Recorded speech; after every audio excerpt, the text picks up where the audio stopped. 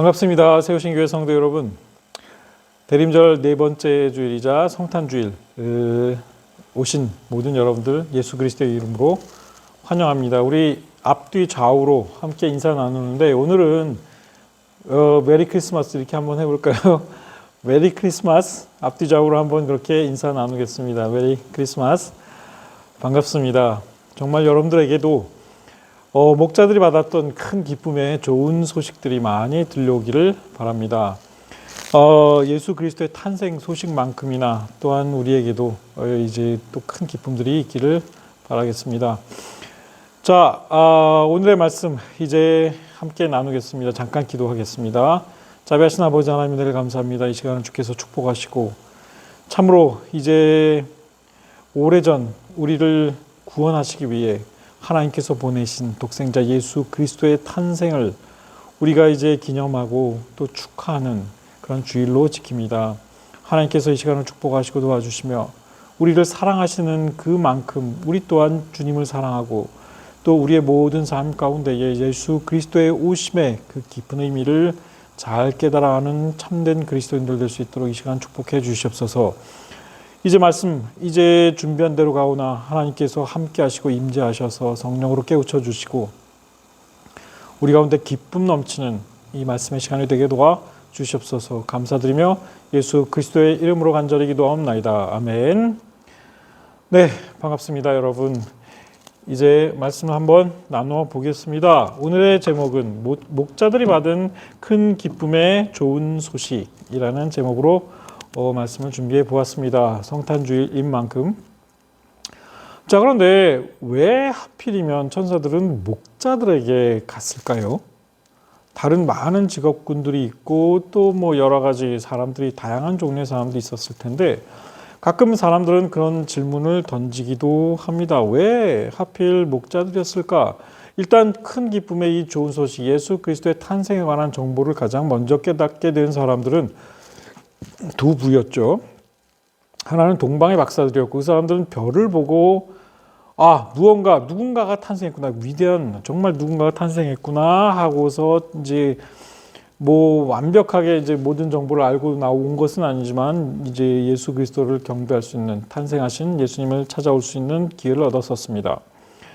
자, 그 외에 목자들이 있었죠. 이방인 대표로서 사실은 이 동방 박사들이 왔다고 볼 수 있겠습니다. 이 동방의 이방인 박사들은 예수 그리스도의 별을 보고 찾아왔습니다. 반면에 이스라엘 대표였던 이 목자들은 천사가 나타나서 이들에게 이 기쁜 소식을 전해 주었다 하는 겁니다. 저들밖에 한밤중에 찬송가 이제 그 가사이기도 한데 그 지역의 목자들이 밤에 밖에서 자기 양떼를 지킬 때 주의 사자 곧 천사입니다. 곁에 서고 주의 영광이 그들을 두루 비침에 이들이 무서워 떨었습니다. 이런 일 겪으면 당연히 무섭겠죠. 천사가 이르되 무서워하지 말라. 보라, 내가 온 백성에게 미칠 큰 기쁨의 좋은 소식을 너에게 전하노라. 오늘의 본문 말씀입니다. 자, 오늘 다윗의 동네에 너희를 위하여 구주가 나셨으니 곧 그리스도 주시니라. 그리스도 메시아가 탄생했다 하는 소식을 전해준 겁니다. 너희들이 기다려왔던 그 메시아가 이제 이 다윗의 동네 즉 베들레헴에 태어나셔서 강보에 쌓여 구유에 누워 있으니 그 아기를 보거든 것이 메시아의 탄생의 표적임을 너희들이 깨달아 알라라고 이야기를 합니다. 자, 아까 맨 처음에 던졌던 질문입니다. 왜 목자들에게 나타났을까? 천사들은 이스라엘 쪽의 대표인 목자들, 이방인 쪽의 대표라면 동방 박사들이에요. 자, 근데 천사들이 이 목자들에게 왜 나타났을까? 이런 질문을 많이 던집니다. 혹자는 누가복음이 좀 더 가난하고 낮은 이제 이런 서민들, 이런 사람들에게 관심이 많은 복음서니까 아마 이제 직업군 가운데 목자들, 서민의 대표적인 거 아니냐, 이렇게 생각할 수 있어요. 그러나 꼭 그렇지도 않습니다. 목자들, 오히려 양떼를 많이 소유한 목자라면 그 사람은 결코 가난한 사람이 아니에요. 목자들이 사회적으로 아주 하층 계급에 속하는 사람들은 결코 아닐 수도 있습니다. 그 이유는 다른 데서 찾아야 합니다. 신구약 성경 전체에 퍼져 있는 목자와 양떼의 은유가 있습니다. 목자와 양떼의 은유가 있어요. 하나님과 이스라엘을 설명할 때 이 메타포, 이 은유를 씁니다. 그리스도와 교회를 설명하는 은유로 목자와 양떼 은유가 사용되기도 한다는 것입니다. 오늘의 말씀은 여기에 우리가 초점을 맞춰 보고자 합니다. 신명기 26장에서 이 이스라엘의 조상이 누구인지를 이제 설명하는 중요한 정보가 하나 있습니다. 이 말씀이 이렇게 나가요. 내 조상은 방랑하는 아람 사람으로서, 옛날 개역 성경에서는 우리 조상은 유리하는 아람 사람으로 이렇게 나온 적이 있었죠. 내 조상은 방랑하는 아람 사람으로서 애굽에 내려가 소수로 거류하다가 이제 큰 민족이 돼서 이제 출애굽했다, 이런 얘기인데, 내 조상은 방랑하는 아람 사람이라. 아람은 시리아 북부 지역 일대에 흩어져 살던 유목민들이었습니다. 이때 당시에 이 유목민들이 사실은 바빌론, 이제 이 메소포타미아 지역의 함무라비 같은 사람도 사실은 이 아람의 후손이에요. 그러니까 유목민들의 후손이었습니다. 그러니까 사실 이들이 유목 생활을 많이 했어요. 더 구체적인 정보는 창세기에 나옵니다. 창세기 46장 보면 이제 요셉의 형들과 아버지가 이제 다 이 애굽 땅으로 내려오게 돼요. 그때 요셉이 이제 아버지와 그 형제들이 왔으니까 바로에게 인사를 시켜야 되는데, 이제 아버지 야곱하고 5명의 이제 그 형들을 뽑아요. 근데 그들에게 바로하고 대화할 때 요런 대화를 하라, 이걸 지침을 줍니다. 그때 요셉이 형들에게 무슨 조언을 하냐? 이제 내 형들과 내 아버지의 가족이 내게로 왔는데 그들은 목자들이라, 목축하는 사람들이므로 그들의 양과 소와 모든 소유를 이끌고 왔나이다라고 내가 바로 왕한테 이제 미리 얘기를 해놓을 거다, 이겁니다. 그러니까 입을 맞추자 이거예요. 당신들, 바로가 형님들한테 직업이 뭐냐 묻거든 주의 종들은 어렸을 때부터 지금까지 목축하는 자들이온데 우리와 우리 선조가 다 그러하나이다 하소서. 애굽 사람은 다 목축을 가증히 여기나니, 그러니까 애굽은, 이집트는 이게 농경사회예요. 그러니까 농경사회 사람들은 유목민들을 아주 천대했습니다. 지저분한 인간들, 냄새, 짐승 냄새 나고 짐승들이랑 껴안고 얼싸안고 같이 살면서 뭐하고 무슨 짓하고 사는지 알 수 없다, 이 생각한 거겠죠. 그래서 같이 식사도 안 했어요. 냄새 난다고. 고센 땅에 살게 될 것인데 고센 땅에 살아야 된다, 이거예요, 요셉은. 그래서 우리 선조 대대로 우리는 목축업자입니다, 이렇게 이야기를 하라, 이렇게 지침을 내려준 겁니다. 그래서 요셉이 이제 가가지고 이제 바로한테 고해갖고 아버지랑 형들이 왔는데 해갖고 형들 5명 택하고 아버지도 같이 가요. 이때 야곱도. 아니나 다를까 바로가 요셉의 형들한테 묻기를 너희 생업이 무엇이냐 이렇게 물었습니다. 그랬더니 바로에게 형들이 이제 요셉이 가르친 대로 답을 합니다. 종들은 목자이온데 우리와 선조가 다 그러하나이다, 이렇게 답을 해 줍니다. 그러니까 바로가 알겠다 하면서 고센 땅에 살게 해 주었다 하는 겁니다. 그럼 고센 땅이 어디냐? 바로가 요셉에게 말하되 이들 고센 땅에 거주하게 하고 그들 중에 능력이 있으면 내 가축을 관리하게 하라, 이렇게 이제 명령을 내렸단 말이에요. 고센 땅은 바로 여기입니다. 지금 여러분들이 보시는 게 저 위쪽에 이제 지중해, 파란 색깔이 지중해고, 그 다음에 그 지중해 바로 아래 거기가 하부 이집트고, 상부 이집트는 더 나일강을 거슬러 아래쪽으로 내려가면 이제 거기가 상부예요. 거꾸로 된 것 같죠? 이제 그런데 상부 이집트는 아래쪽에 있습니다, 사실은. 그래서 거기서부터 물이 흘러서 여러 지류로 이제 삼각형으로, 역삼각형, 여러분들이 이렇게 보이시는지 모르겠는데 역삼각형으로 이렇게 나일강 삼각주가 형성된 것을 볼 수 있는데, 거기에 오른편에 나일강 이 삼각주 오른편에 고센이라고 적혀 있는 빨간 글씨가 보이실 겁니다. 여기가 고센 땅입니다. 그러니까 사실상 나일강 동편 땅이에요. 그런데 왜 요셉은 이 고센 땅에 이 자기 형들과 아버지가 거주할 수 있게끔 조치를 했을까요? 일단 고센 땅은 이 이집트의 입장에서 보면 오랑캐들이 많이 사는 땅입니다. 비옥하긴 해요. 하지만 이 이집트 동편 땅은 이집트 본토인들이 좋아하지 않는 땅이에요. 이집트인들은 서쪽을 중요하게 생각을 합니다. 서방 정토예요, 거기가. 근데 요셉은 왜 고센 땅에 일부러 이들이 정착하게 만들었느냐? 나중에 출애굽을 염두에 둔 겁니다. 동편에서 오른쪽으로 이제 동쪽으로 가야 가나안 땅이 나오거든. 그러니까 가나안 땅과 가까운 고센 땅에 이제 머물게 만들었던 거예요. 자, 어쨌든 왜 목자인가 했을 때 이들의 조상은 애시당초 처음부터 유목민들이었습니다. 요셉이 다 이야기하게 한 것은 사실 진실을 말한 거였습니다. 그러니까 이들의 조상 대대로 목축을 했어요. 가나안의 땅을 소유하고 있지 않으니까 이들은 목자가 될 수밖에 없었습니다. 자, 그리고 두 번째 이유로 왜 목자인가 했을 때 두 번째 이유입니다.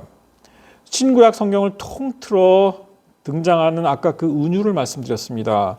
모든 백성은 하나님의 양떼이고 하나님은 그를 따르는 모든 백성의 목자다라는 이 은유가 신구약 성경 전체에 걸쳐 나옵니다.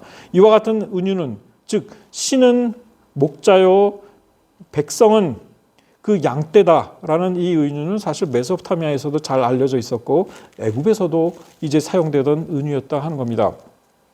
시편 95편 대표적인 사례입니다. 오라 우리가 굽혀 경배하며 우리를 지으신 여호와 앞에 무릎을 꿇자. 그는 우리의 하나님이시요 우리는 그가 기르시는 백성이며 그의 손이 돌보시는 양이기 때문이라 하는 겁니다. 여러분, 하나님은 목자시요 우리는 그의 양떼라. 이 은유가 가장 명확하게 드러나는 대표적인 성경 구절이 있죠. 여러분들 잘 아시는 성경 구절입니다. 시편 23편입니다. 여호와는 나의 목자시니 내게 부족함이 없으리로다. 그가 나를 푸른 풀밭에 누이시며 쉴 만한 물가로 인도하시는도다. 내 영혼을 소생시키시고 자기 이름을 위하여 의의 길로 인도하시는도다. 목자가 이때 당시에 목자와 양과의 관계를 가장 잘 설명해 주는 이 성경 구절이 사실 시편 23편이에요. 여호와께서 나의 목자가 되심으로 나를 푸른 풀밭에 누이셔서 또 쉴만한 물가로 배불리 먹고 또 그 목마르지 않게 시원한 물을 이제 먹을 수 있도록 일용할 양식을 베풀어 주시는 하나님 목자입니다. 내 영혼을 소생시키시고 잃어버렸던 영적으로 죽었던 내 영혼을 다시 살리시고 의의 길로 인도해 주시는 하나님 영적인 목자입니다. 뭐 그런 의미예요. 잃어버렸던 내 영혼을 다시 찾아주시는, 내가 사망의 음침한 골짜기로 다닐지라도 두려워하지 않는 것. 목자의 또 하나의 가장 중요한, 그러니까 양떼를 먹이고 마시게 하고, 그 다음에 무엇보다 또 한 가지 중요한 것은 이 해 빠지 않게 이 짐승들로부터 공격으로부터 이 양떼를 보호해주고 이런 골짜기 위험한 곳에 빠지지 않게 하고 구덩이에 빠지지 않게 하고, 이 양떼가 좀 어리석어요. 그래서 잘 빠지는데, 지금 오른쪽에 그 그림에 보시면 여러분들이 그 예루살렘에서 여리고로 내려가는 그 지름길입니다. 이게 와디 켈트라는 곳인데 여기 계곡길 따라가다가 강도를 만나고 그런 거 아니에요. 이런 사망의 음침한 골짜기, 바로 전형적인 이 사망의 음침한 골짜기가 바로 이곳입니다. 예루살렘에서 여리고로 가는 길. 여기에 이런 곳을 내가 갈지라도 두려워하지 않는 것은 주께서 나와 함께 하심이라. 주의 지팡이와 막대기가 나를 안위하시나이다 하는 겁니다. 양떼를 이제 치는 이 목자의 가장 중요한 그 임무 가운데 하나가 바로 양떼를 보호해 주는 겁니다. 위험으로부터.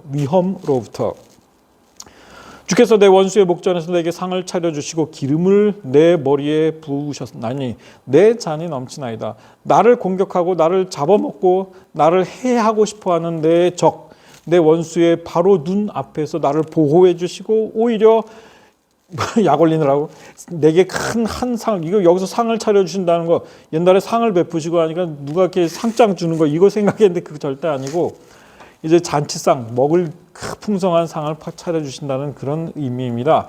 그리고 기름을 또 내 머리에 발라주신다 이런 얘기예요. 내 잔이 넘치나이다. 내 평생의 선하심과 인자심이 반드시 나를 따르니 내가 여호와의 집에 영원히 살리로다. 천국과도 같은 그 여호와의 집으로 나를 인도해 주실 것이다라는 믿음입니다.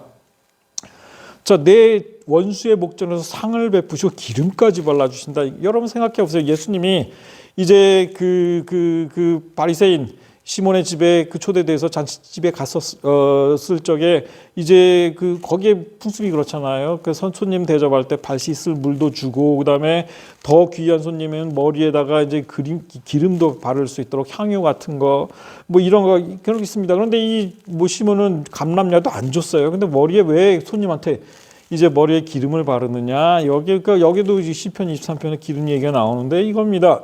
기름을 바른, 그냥 기름으로 바르면 끝난 게 아니고, 여러분들 이게 뭔지 아세요? 이거 과거에 여러분들이 옛날에 써보신 적 있나요? 이게 참빗입니다. 저도 아주 어릴 때 집에 참빗이 있었어요. 가끔 가다가 이걸 이렇게 쓸어내리면 저 어릴 때도 머리에 이가 있었습니다. 그래가지고 신문지를 크게 펼쳐놓고 이게 머리 이거 빗으면 막 이가 이렇게 떨어져요. 그러면 막 손톱으로 죽이던 그런 기억이 납니다만은 고대 사회에 이 참빗이 있었습니다, 여러분. 이게 굉장히 오래된 물건이에요. 굉장히 오래된 수천 년부터 있었습니다. 그래가지고 이 참빗을 이게 발견을 했는데 이 참빗에 껴있는 여러 가지 이물질들인데 그거를 현미경이랑 여러 가지 분석해 보니까 거기서 뭐가 발견되느냐? 이들이 발견합니다. 그런데 이 고대 사회에서도 이 이의 문제는 아주 심각했거든요. 그래서 주전 17, 18세기에 해당되는 그 가나안 그에서 그 층에서 발견된 이스라엘에서 발견된 건데 17개 단어로 문장으로 이제 구성된 상아로 만든 참빗이 있었습니다. 아이보리 상아. 거기에 뭐라고 써져 있었느냐? 이 상아 밑으로 머리칼과 수염에서 이를 박멸하기를 이런 소망. May this task root out the lice of the hair and the beard. 뭐 이런 글귀가 물론 이제 그때 가나안어로 쓰여져 있던 것이죠. 이렇게 되어 있었습니다. 자, 어쨌든 이 하나님께서 그 백성 하나님과 이스라엘 백성 사이의 관계를 설명해 준 것이 바로 이 목자와 양의 관계였고, 거기서 더 나아가서 이스라엘을 비롯한 모든 왕과 지도자들은 하나님의 양떼를 돌보도록 권한을 위임받은 목자로 알려져 있었습니다. 사무엘하 5장의 기록을 보면 이스라엘 모든 지파, 사울 왕이 죽고 이스라엘 모든 지파가 헤브론에 찾아와서 다윗이 있던 곳이에요. 나와서 이르되 여호와께서도 왕에게 말씀하시기를 내가 내 백성 이스라엘의 목자가 되며 이스라엘의 주권자가 되리라 하셨나이다 하니라. 이에 다윗 왕이 헤브론에서 여호와 앞에 그들과 언약을 맺음에 그들이 다윗에게 기름을 부어 이스라엘 왕으로 삼으니, 이스라엘 왕도 그리고 많은 지도자들이 사실은 그 권위를 받는 것은 하나님의 양떼를 돌보도록 하나님 목자장이신 하나님으로부터 그 권한을 위임받은 목자다 하는 뜻이 있었습니다. 여러분들 잘 아시겠지만 사울이 이제 다윗이 골리앗을 잡기 전에 사울에게 자기 그 골리앗과 맞대결을 하러 나가게 해달라고 조를 때 이런 얘기를 한 적이 있었습니다. 주의 종이 아버지의 양을 지킬 때에 사자나 곰이 와서 양떼에서 새끼를 물어가면 내가 따라가서 그것을 치고 그 입에서 새끼를 건져내었고 그것이 일어나 나를 해하고자 하면 내가 그 수염을 잡고 그것을 쳐 죽였나이다. 나는 좋은 목자였다. 이런 얘기예요. 난 이 양들을 보호하는 데 맹수들과 싸워서 이길 수 있는 아주 용맹하고 좋은 목자였다 하는 겁니다. 목숨 걸고 양떼를 보호했던 좋은 목자였다. 이런 얘기예요. 근데 이게 골리앗과 싸우러 나가기 전에 다윗이 이렇게 얘기를 한 건데, 사실은 이것이 다윗의 그 목자로서의 자질뿐만 아니라 사실은 왕의 자질을 보여준 것이었다 하는 겁니다. 왕은 자기 백성을 적의 공격으로부터 보호하고 막고 이겨낼 의무가 있던 사람이었고, 이스라엘이 왕을 뽑은 가장 중요한 이유는 바로 블레셋과의 전쟁에서 승리할 수 있는 그와 같은 지도자를 뽑기 위해서였다 하는 거죠.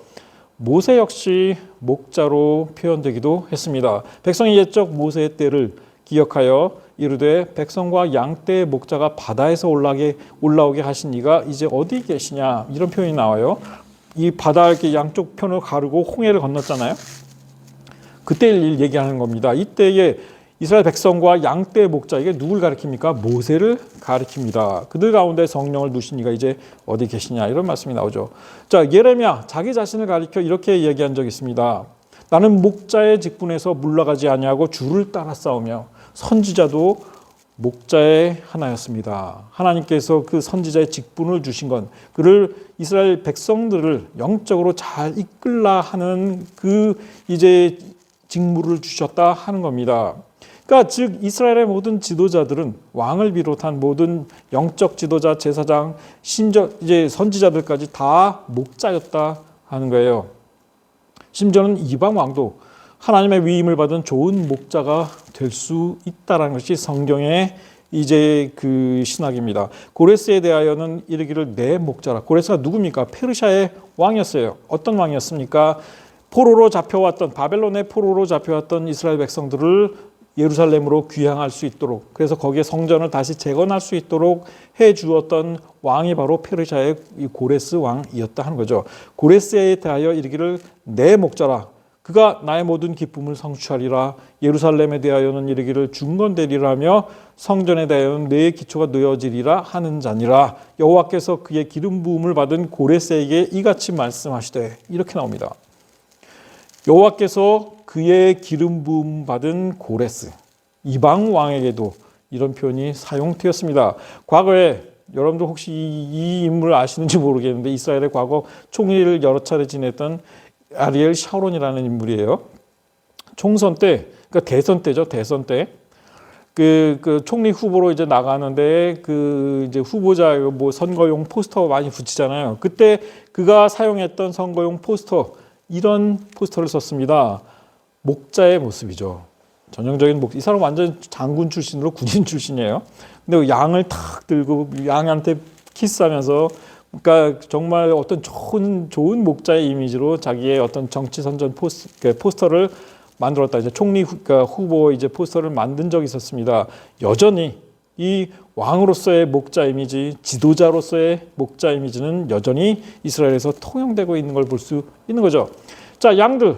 그런데 악한 목자들이 있어요. 양떼를 죽음으로 몰고 가는 악하고 어리석은 목자들도 있었다 하는 겁니다. 곧 지도자들을 가리킵니다. 예레미야 10장, 목자들은 어리석어 여호와를 찾지 아니하므로 형통하지 못하며 그 모든 양떼는 흩어졌도다. 여기서 목자들은 누굴 가리킵니까? 왕이요 지도자들을 가리킵니다. 여호와의 말씀이니라. 내 목장의 양떼를 멸하며 흩어지게 하는 목자는 화가 있으리라. 이스라엘 하나님 여호와께서 내 백성을 기르는 목자에 이같이 말씀하시되, 너희 악행 때문에 내가 너희한테 보응할 것이다. 악한 목자들이 있었다는 겁니다. 다 지도자들을 가리킵니다. 자기만 먹는 이스라엘 목자들은 화 있을진저 목자들이 양떼를 먹이는 것이 마땅하지 아니한가 하는 겁니다. 마찬가지 이스라엘의 지도자들을 가리키는 이야기입니다. 이들을 가리켜 이스라엘의 목자들이라 불렀습니다. 그러므로 목자들아 여호와의 말씀을 들을지어다. 주 여호와의 말씀에 내가 나의 삶을 두고 맹세하노라. 내 양떼가 노략거리가 되고 모든 들짐승의 밥이 된 것은 목자가 없기 때문이라. 니들이 제대로 목자 역할을 하지 못했기에 나의 양떼가 갈 길을 잃고 들짐승의 밥이 되었다 하는 말씀이었죠. 이 목자, 이 양, 그럼 이제 양을 한번 볼까요? 양의 습성이 있습니다. 여러분들 아마 어디서 들어보신 적도 있을 거예요. 많은 목사님들이 양의 습성에 대해서 설교 시간에 설명을 해주곤 합니다. 왜 양들에게 목자가 중요한지를 설명해 주는 이야기죠. 이 양들 집단으로 몰려 지내면서 어울리는 것을 되게 좋아해요. 단독 생활을 안 합니다. 무리 내의 다른 양들과 함께 몰려 지내는 것을 좋아하는데, 이들을 분리해 놓으면 엄청 스트레스를 받는데요. 그러니까 뭐 요즘에 우리나라에서 젊은 친구들은 혼밥도 잘하고 이제 혼자 뭐 하는 걸 좋아하는데, 저도 잘해요. 뭐 혼자 영화도 보고 그 총각 시절에는. 지금은 그렇게 되면 큰일 났는데, 어쨌든 특히 같은 혈통의 친척 양들끼리 특히 가까이 지내는 습성까지 있다고 그래요. 또 몰려 지내는 만큼 근데 또 집단의 위계 질서는 또 엄격하다고 그럽니다. 그래서 위계 질서, 누가 보스냐 이걸 정할 때는 자기들끼리 아주 뭐 박터지게 싸움도 한다고 합니다. 무리 안에서 따라다니는 습성이 매우 강하고, 무리의 우두머리가 움직이면 무조건 그대로 따라가는 습성. 우두머리가 새로운 초목지를 찾아갈 때 반드시 이 우두머리를 따라가는 습성. 그리고 이런 특성 때문에 사실은 인간이 사육하기 아주 쉬웠다고 그럽니다. 새로운 목초지로 이끌어주면 사람을 아주 잘 따라왔다고 합니다. 자기 영역을 지키려는 본능이라는 게 도대체 없는 동물. 그러니까 뭐 넓은 초지에서도 마음대로 돌아다니지를 못해요. 자기 영역 관리 뭐 이런 게 있어야 뭐 돌아다니면서 이제 할 텐데, 그리고 본능적으로 공격성이 너무 약해서 다른 짐승을 공격한다는 건 상상도 못한다. 자기들끼리 우두머리 세울 때는 조금 싸우는데 그 외에는 절대 못한다. 그러니까 양치 개 한 마리가 양들을 이렇게 몰아놓을 수도 있었다 하는 겁니다. 겁이 많다라는 거예요. 무조건 겁이 많아요. 그러니까 유일하게 자기 방어를 하는 행동이라는 것은 들이받는 거 이런 거 없고, 염소는 들이받아요. 근데 이놈은 도대체 그냥 36개의 출행랑을 친다 하는 겁니다. 위험이 나타났을 때 자기 방어를 위해 가장 먼저 하는 행동, 도망치기입니다. 궁지에 몰리면 덤비기도 하는데 그 경우는 보호할 갓난 새끼가 있는 어미 양의 경우 가끔 그렇고 또 몰려 지내는 이유도 결국은 무서워서라 합니다. 천적, 맹수가 없는 지역에서는 몰려 지내는 성향을 보이지 않는데 맹수가 출몰하는 곳에서는 몰려 지낸다 하는 겁니다. 무서워서. 그리고 도축될 때 찍소리도 못하고 조용히 최후를 맞이한다고 그래요. 그것도 무서워서. 너무 겁을 먹으면 찍소리도 못하잖아요. 여러분들 옛날에 양들의 침묵, 1980년대에 양들의 침묵, 안소니 홉킨스하고 조디 포스터라는 배우가 이제 주연했던 영화가 있어요. 양들이 도축장에 가도 다른 뭐 소나 돼지 뭐 이런 것들은 막 그냥 소리를 지르고 난리가 나는데 양들은 찍소리 못하고 그냥 조용히 죽는다고 합니다. 사실은 겁이 많아서 그렇다고 그래요.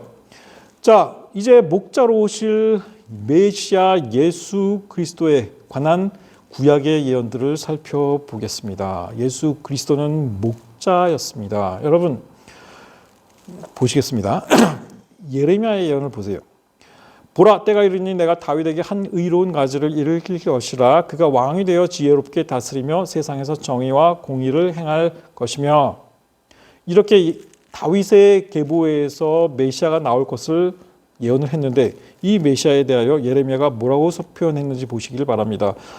이스라엘을 흩으신 자가 그를 모으시고 목자가 그 양떼에게 행함같이 그를 지키시리로다. 이렇게 예언이 이어집니다. 즉 다시 오실 메시아는 곧 양떼를 치는 목자와 같을 것이다 하는 겁니다. 그 양떼, 흩어진 양떼들을 다시 모으는 목자일 것이다 하는 겁니다. 같은 예언, 같은 내용의 예언을 선지자 에스겔도 합니다. 이렇게 얘기합니다. 내가 내 양떼를 구원하여 그들로 다시는 노략거리가 되지 아니하게 하고 양과 양 사이에 심판하리라. 내가 한 목자를 그들 위에 세워 먹이게 하리니 그는 내 종 다윗이라. 여기서 내 종 다윗은 누굽니까? 예수 그리스도를 가리킵니다. 왜냐? 에스겔은 그 한참 다윗 시대 후대 이후 몇백 년 뒤의 사람이에요. 그가 그들을 먹이고 그들의 목자가 될지라. 나 여호와는 그들의 하나님이 되고 내 종 다윗, 이건 그리스도 메시아를 가리킵니다. 그들 중에 왕이 될 것이다 하는 겁니다. 메시아 그리스도 왕입니다.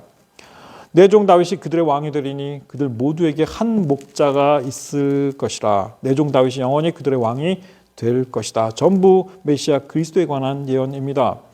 이사야서 40장을 보시기 바랍니다. 주 여호와께서 장차 강한 자로 임하실 것이요 여호와께서 임하신다 하는 겁니다. 그런데 친히 그의 팔로 다스릴 것이고 상급이 그에게 있고 보응이 다 상과 심판을 주실 것인데 그는 목자같이 양떼를 먹이시며 어린 양을 그 팔로 모아 품에 안으시며 젖 먹이는 암컷들을 온순히 인도하시리로다. 누구에 관한 예언일까요? 메시아 그리스도에 관한 예언입니다.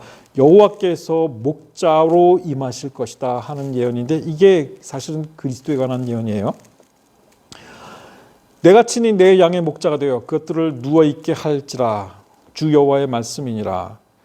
나의 양떼 너희여, 내가 양과 양 사이와 숫양과 숫염소 사이에서 심판하노라. 미래 종말의 때에 대한 심판의 예언입니다. 에스겔서 34장의 예언입니다. 자, 그리고 이제 우리 오늘의 본문을 한번 다시 읽어보겠습니다. 그 지역의 목자들이 밤에 밖에서 자기 양떼를 지키더니 주의 사자가 곁에 서고 주의 영광이 그들을 두루 비침에 크게 무서워하는지라. 천사가 이르되 무서워하지 말라. 보라, 내가 온 백성에게 미칠 큰 기쁨의 좋은 소식을 너희에게 전하노라. 목자들에게 처음으로 천사들이 와서 이야기합니다. 그 기쁨의 좋은 소식이 무엇이었습니까? 너희들이 그토록 기다려왔던 너희들의 참 목자 예수 그리스도 하나님께서 이제 베들레헴에 탄생하셨다는 겁니다. 다윗의 계보로 베들레헴에 탄생하셨다 하는 것입니다. 목자들에게 알려주었습니다. 여기에는 깊은 의미가 있습니다. 자, 그러니 거기에서 이제 호련히 수많은 천군이 나타나고 천사들과 함께 하나님을 찬송하고 지극히 높은 곳에서 하나님께 영광이요 땅에서 하나님이 기뻐하신 사람들 중에 평화로다, 평강의 왕으로 오셨잖아요. 자, 이런 거 다 목격하고 듣고 목자들 서로 말하되 베들레헴에 가서 보자 하고 이제 가서 확인하고 자신들이 겪은 모든 본 일들을, 들은 일들을 다 이제 사람들에게 알려주었죠. 자, 그리스도께서 그렇다면 그리스도 자신은 공생의 사역 기간에 자기 자신을 가리켜 뭐라고 하셨을까요? 보시겠습니다. 나는 선한 목자라. 나는 내 양을 알고 양도 나를 아는 것이 아버지께서 나를 아시고 내가 아버지를 아는 것 같으니 나는 양을 위하여 목숨을 버리노라. 이렇게 말씀하셨습니다. 자기 자신을 가리켜 선한 목자라고 하셨죠. 이게 결코 가볍게 나온 얘기가 아니다라는 사실입니다. 신구약을 통틀어 나오는 그 목자와 양떼의 은유가 깊이 깔려있는 말씀이었다 하는 겁니다. 메시아는 목자로 오셨습니다. 자기 백성, 자기 양떼를 선한 길로, 구원의 길로, 안전한 길로 인도하실 목자로 오셨습니다. 이 목적을 위해 그는 자기 목숨을 버릴 만큼 이들을 사랑하셨다 하는 겁니다. 양떼를 돌보고 사랑하지 않는 목자는 참된 목자가 아니었다는 겁니다. 그런데 예수님께서 이 말씀을 하시며 중요한 한 가지를 얘기하셨습니다. 굉장히 은유적이고 비유적입니다. 또 이 우리에 들지 아니한 다른 양들이 내게 있어 내가 인도하여야 할 터이니 그들도 내 음성을 듣고 한 무리가 되어 한 목자에게 있으리라. 내 목숨을 버리는 것은 그것을 내가 다시 얻기 위함이니. 이렇게 말씀하십니다. 여기에 이 우리에 들지 아니한 다른 양들 누구겠습니까? 이방인 그리스도인들, 성도들 가리킵니다. 이 우리에 들지 않은 다른 이방인 그리스도인들도 다 이제는 나의 음성을 듣고 한 무리가 되어 한 목자 아래 구원의 길로 인도함 받을 것이다 하는 것이었죠. 그리스도인들을 믿지 않은 유대인들은 어땠을까요? 이들도 메시아를 기다렸어요. 당연히 기다렸습니다. 그러나 그리스도를 믿지 않았습니다. 예수님께서 이제 자신의 정체를 밝히라고 요구하는 유대인들을 가리켜 이렇게 말씀하십니다. 너희가 내 양이 아니므로 믿지 아니하는도다. 너희들이 나를 믿지 못하는 것은 너희가 나의 양이 아니기 때문이다 라고 말씀하셨습니다. 내 양은 내 음성을 들으며 나는 그들을 알며 그들은 나를 따르느니라. 이렇게 말씀하셨죠. 자기 목자의 음성을 양들은 알고 그 음성에 반응합니다. 다른 거짓 목자가 와서 양들을 부를 때에 양들은 반응하지 않습니다. 목자는 자기 양을 알고 자기 양은 그 목자의 음성을 듣는다 하는 것이었죠. 예수께서 부활하신 후에 이제 제자들과 식사를 하시면서 베드로에게 개인적으로 물으셨습니다. 요한의 아들 시몬아, 내가 이 사람들보다 나를 더 사랑하는가? 나를 사랑하는가 물었어요. 그랬더니 당연히 베드로는 네, 사랑합니다, 주님. 했죠. 그랬더니 주님께서 말씀하시기를 그러면 내 양을 먹이라. 이렇게 당부를 하십니다. 나의 이 양떼들을 돌보는 목자가 되라는 명령이었습니다. 그리고 또 묻습니다. 시몬, 내가 나를 사랑하느냐? 베드로 답합니다. 네, 그렇습니다. 주님이 아십니다. 그랬더니 내 양을 치라. 이렇게 또 말씀을 하셔요. 그리고 세 번째로 또 네가 나를 사랑하느냐? 예, 이번에는 걱정하면서 주님이 나를 못 믿으시나? 내가 그 전에 예수님 십자가에 달리시기 직전에 재판받을 때 배신 때려가지고 예수님이 나를 혹시 불신하시는 거 아닐까? 어쨌든 내가 주님 사랑하는 거 주님이 아십니다. 예수께서 세 번째로 반복해서 말씀하십니다. 내 양을 먹이라. 내 양을 먹이라. 자, 결론을 맺습니다. 베드로에게 당부하신 내 양을 치라, 내 양을 먹이라. 베드로에게만 하신 말씀일까요? 아닙니다. 모든 교회의 성도들을 향한 부르심이었습니다. 여러분은 그리스도의 양떼이자 그리스도로부터 위임을 받은 목자들이 되어야 한다는 겁니다. 내가 선한 목자인 것처럼 너희도 선한 목자가 되라는 그 명령을 베드로에게 주셨고 그 당부를 베드로에게 주셨고 베드로는 또 교회의 장로들에게 이렇게 권합니다. 너희 중 장로들, 여기서 장로들은 사실 목회자들, 오늘날의 목회자들이나 중직들, 이 사람들 다 포함돼요.